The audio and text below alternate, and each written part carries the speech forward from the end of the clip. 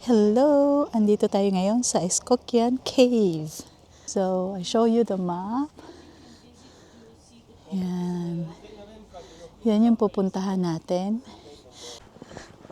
From dun sa site, kailangang maglakad ng 500 meters. Ito yung daanan pa baba. Papunta dun sa cave, pababa siya. Medyo madulas kasi galing sa ulan. Ayan oh. Buti na lang yung sapatos medyo makapit.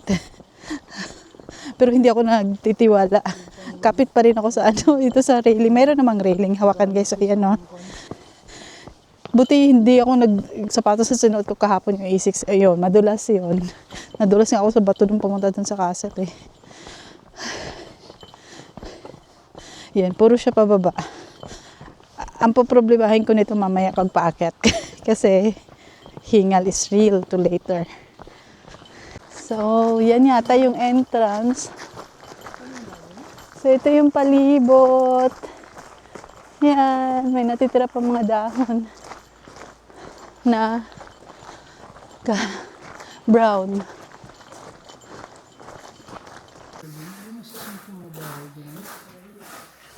Oo. Yan. Okay, So, yan yung once again, hello and entrance. welcome to the regional park of Skocjanska Jama. So, this is the entrance into the Skocjan Caves. This is an artificial entrance, it's not natural. This artificial tunnel was built in 1933 and it's approximately 120 meters long. After the artificial tunnel, we will enter into the natural cave. So the first part of the cave, it's called Ticha Jama, or in English the Silent Cave, and it was discovered in 1904. The second part of the cave, it's called Shumecha Jama, or in English the Water Murmuring Cave, with an underground river called Reka. But the water cave was discovered in 1851, so 50 years earlier, before the Silent Cave, because the natural entrance into the caves, it's on the other side, so that's our exit. The entire cave system, it's 7 kilometers and 200 meters long. Our way, the touristic trail inside, it's 2 kilometers and 300 meters long. In a few words, we will see the entire Silent Cave and a smaller part of the Water Murmuring Cave. This part, which goes up here, it's called the Henkel's Channel, and it's open only for cavers, for explorers. The entire cave system was built or made by a river called Reka. The river Reka springs under a mountain. The mountain is called Snezhnik, or in English the Snow Mountain. There are many springs. Then the river flows approximately 50 kilometers on the surface, and then the river sinks into the Skocjan Caves.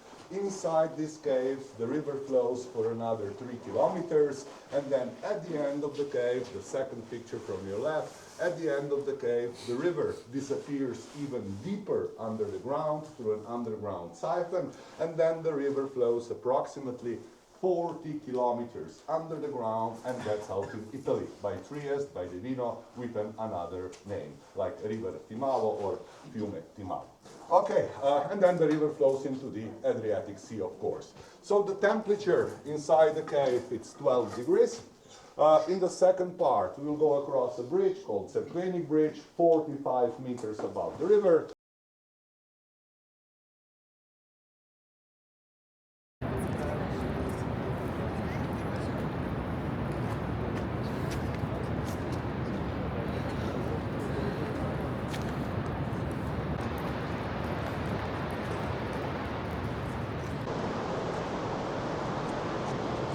Ayun yung falls.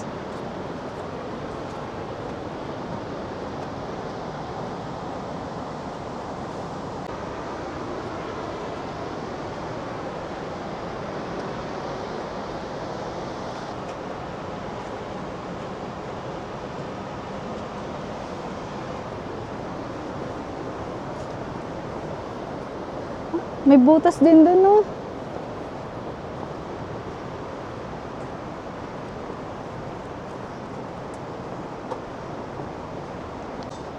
Tapos na kami dun sa, pasok sa loob ng cave. Unfortunately, bawal mag-take ng pictures at saka video sa loob. Kaya, hindi ko maipakita sa inyo ang loob. Ang ganda sa loob. Marirecommend ko lang talaga. Kung pupunta ka na sa Slovenia, i-visit niyo tong cave na to.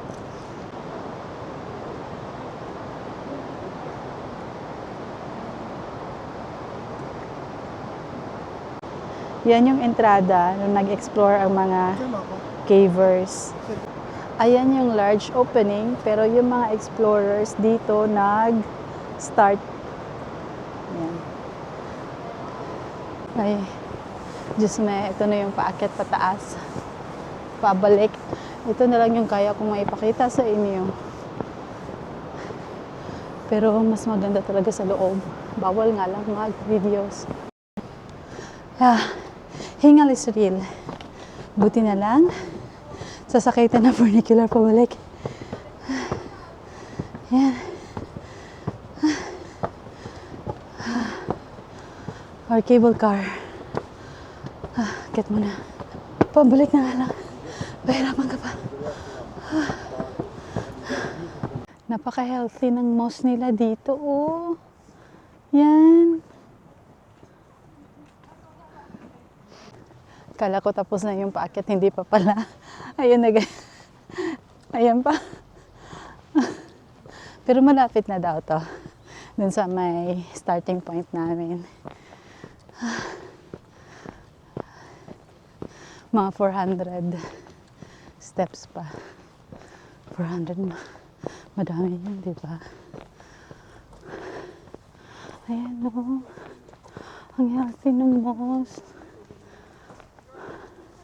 Sarap ilagay sa yung parang terrarium. Ang ganda ng pagkaano, no? Alam mo, may sa Schaffenburg, binibenta yan. Mahal yan.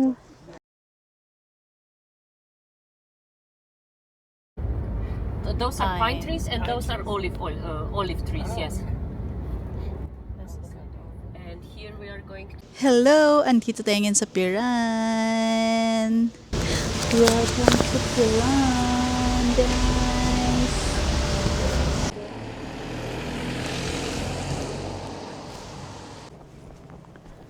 Hanap tayo ng makainan, ng lunch. May mga seafoods daw dito.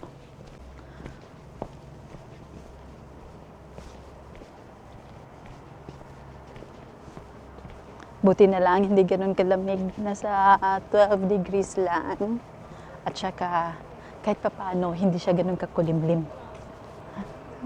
Iba rin pala ang vibe ng dala dito. Iba din yung klase ng mga buildings nila. Ang daming pukot. Ito yung ginagamit pag mangingisda. Yan, let's try seafoods later or in a while. Nakakita rin ng dagat din, no? Matagal-tagal hindi nakakita ng dagat. Tara pa! Halika na! Yan, hanap tayo ng makainan. Somewhere here. Guys, ayan na yung dagat na yan. Tapos yung recommended sa amin ng na-recommend ng tour guide namin. Dito daw banda kumain kasi may mga seafoods dito na pwedeng order ng mga grilled seafoods, isda, mga pusit. Oh, excited ako. Let's see. Linaw ng tubig. Tingnan nyo. Parang asarap maligo. Pag summer siguro to, no? Linaw. Yan siya. This is Piran. Huh? Tapos dito na side yan. Diyan tayo maghahanap daw ng makainan. Marami daw dyan. Siguro banda doon. Yan, oh. Yan, dyan. Yung na yan. Saan ko ba naturo yan? Kasi yung mga bahay-bahay daw dyan, yan, yung side na yan, Croatia na daw yan. Yan, yung area na yan. Natuwa ako. Nakakita ng dagat. Matagal-tagal na rin tayong hindi nakakita ng dagat eh. Kasi this year pala na uwi sa Pilipinas. Di ako sumama nung naligo sila ng dagat. Last year, teka, naligo ba kami ng dagat last year? Hindi ko maalala. Ano ba yun? Tumatanders na. Yan, masaya. Malamig lang. Kaya, pero ang linaw ng tubig. Tingnan niyo, oh, palibot ng Sapiran. Yung sa dadaanan natin kung saan tayo kakain. This is Hotel Piran. Tapos dyan tayo na restaurant. Tapos yung ano daw na yan, yung tower na yan. Yan yung maliit. Hindi daw church yan, kundi lighthouse. Tapos ang tahimik lang. Tayo lang yung maingay. Ay, laki ng mukha. Tara, let's see. Tapos dito sa gilid, lalaki yung mga bato. Maano to, oh, malime yung ano nila dito, mabato, yung bato. Dito tayo, parang may bukas na dito na ano eh, restaurant. Yan. Saan tayo pumunta? Ay, ito, tingnan natin to, oh. Uy, wow. Kamahal naman, 55 per kilo pala. Akala ko isa. Tapos may lobster sila. Depende yan sa timbang. Ay, ito for 2 person, 50 euro. Parang gusto ko to. Ito oh. Order tayo na. Hindi, ang konti lang yan. Tapos, ano pa? Ito, ano to? Ensalada. Ay, may ano oh. Clam. Tapos ito. Ay, ayoko niyan. Ito. Ay, ito na ayoko niyan. Common na yan. Meron yan doon sa ano. Mayroon ganyan sa Lidl. Ito na lang. Para may crayfish. Crayfish ba to or shrimp? Abot. Tapos meron naman pala siya ditong fish. Ano oh. Dito tayo kumain. Dito na oh. Tara. Let's go sa go. Ito yung vibes ng ano sa loob ng restaurant. Yung ano dito is parang yung common nilang salita dito sa area na to ng Piran is Italian. May naririnig ako nag-Italian. Pero nag-i-English din sila, hindi rin mahirap kasi nga tourist area to. So may pauna silang libreng tinapay habang hinihintay yung order. Yung in-order namin, yung good for 2 person na siya. So para may squid, may isda. Hindi ko maalala kung may ano ba, shell. Gusto ko pa sana umorder ng ano, ng iba pa. Gusto ko padagdagan yung pusit. Ang sabi sa akin, marami na daw yun. So, di ba, parang ang honest lang nila na, oy, di nyo na kayang ubusin yung order nyo pa. Hindi ka hinayaan na order. Although, potential saying na dapat nila yun, di ba? Pero hindi. Talaga, ano na, madami na. Well, let's see, malalakas kami kumain. Malalaman natin kung kasya nga ba yung in-order namin. May mga ibon, oh, maya, maliliit. Yan, nakita niyo. Ang dami nga. Wow. So, order kami ng rice. So, yung rice nila, alam mo yung parang tipong hindi luto. Pero ganito sila ng rice dito. Ang ganda. Sarap. That's it. Namumula ako. Hindi kito allergy. Allergy. Tapos na kami kumain. Pakita ko sa inyo kung kasya nga ba sa amin yung kinain namin. Bagyo. Ayan. Simot na simot.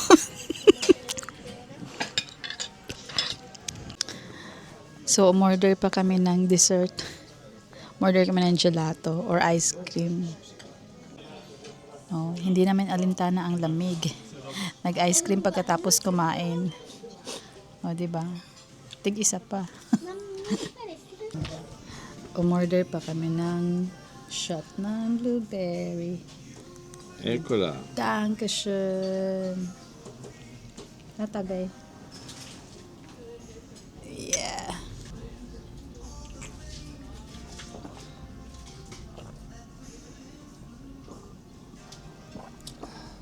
Harap. Blueberry gani. Walking tour tayo.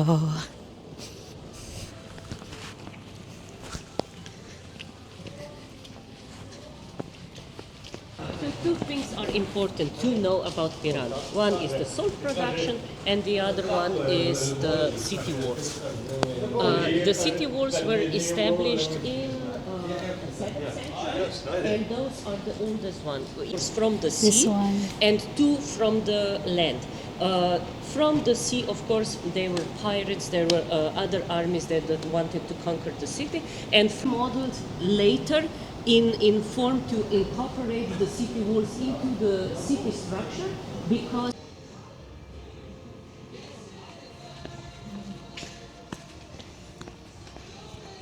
Yung mga kasama namin sa tour, kain pa sila. Hindi yata sila sasama sa tour. Gusto na kumain. Napagod. Napagod sila sa cave kanina. Mga Americans galing Texas, Houston. Ayan yung City Square. Yan. we are back at the Tartini Square.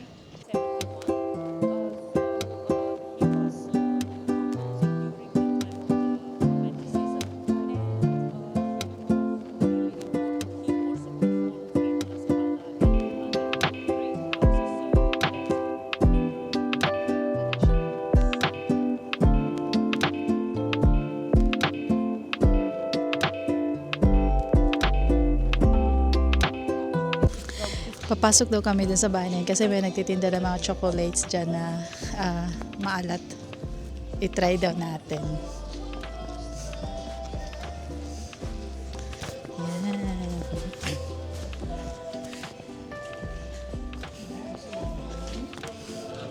Never done.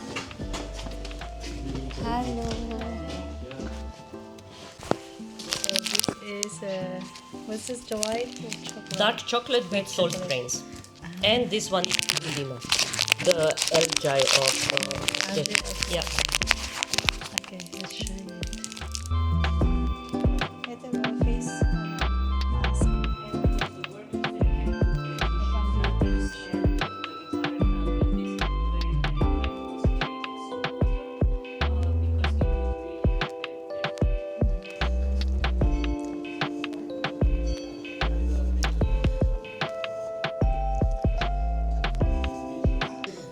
Oh, there's a wall. It's like a Roman wall in Slovenia. Yes. Or in Ljubljana. Yes. We went there yesterday. It's like good to see.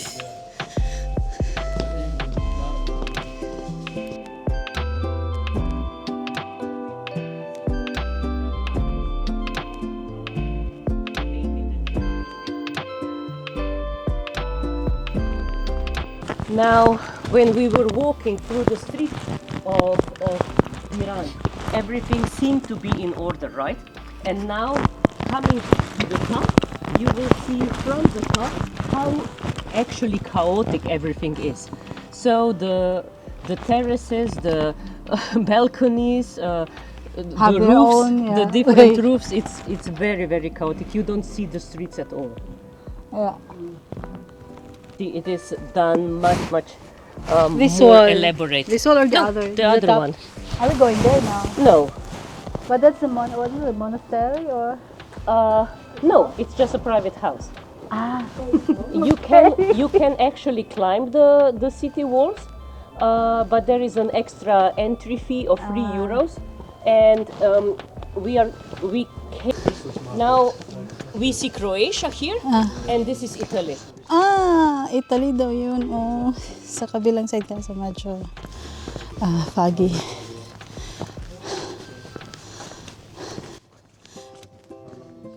Hello, Italia.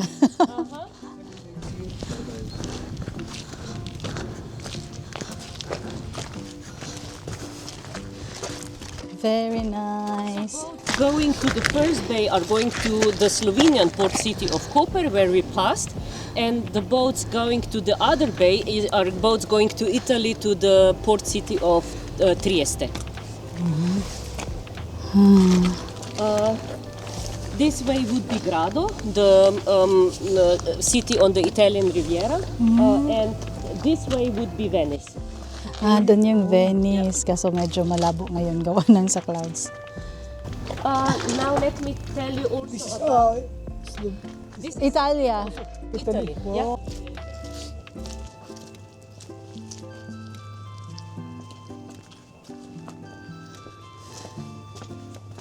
Basis is in Romanesque time with one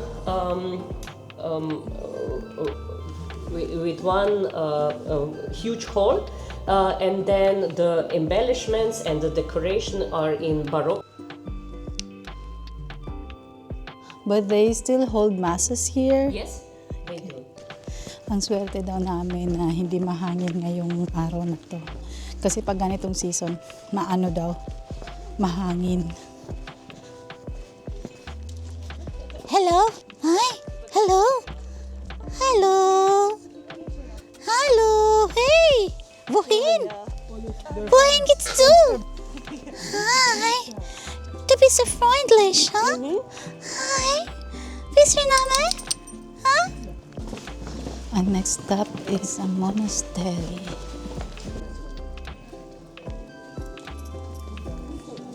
It's a special feature. This is a 500-year-old stem of an olive tree, Wow. and it's designed as a throne, as a shape. It's like, yes. And it's okay to sit in it. No problem. I'm the queen You are. At least today. for today. For this minute. Nice. Very nice. Cute.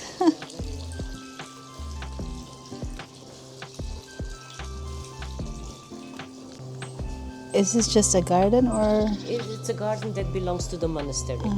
And what is that? Like the These broken? are olive trees. No, they're cut down. they They're all old Roman remains of the tombs of the temples or something. Okay. These are all Roman remains. But in this area or? From this area. Wow.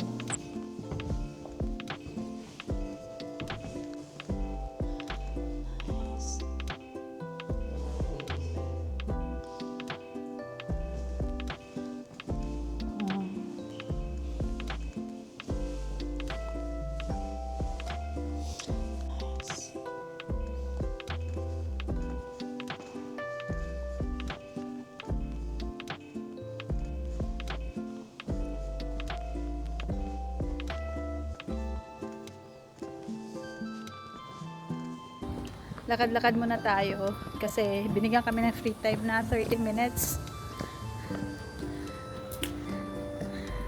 Maliit lang yung piran. Kayang dibutin. Kaya habang patay oras. May nakita kaming ayun yung dalawang poste. Parang pier. Pier naman actually na to. Ayan. May nakita akong dito. Ayan, restaurant panoramic cruise. 25 per person, 2-hour tour. Teka ng piran.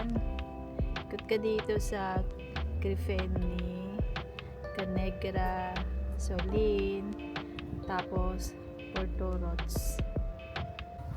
May nakita kami ng isda, si Manong. So, ibig sabihin dito may mahuhuli ka ng isda.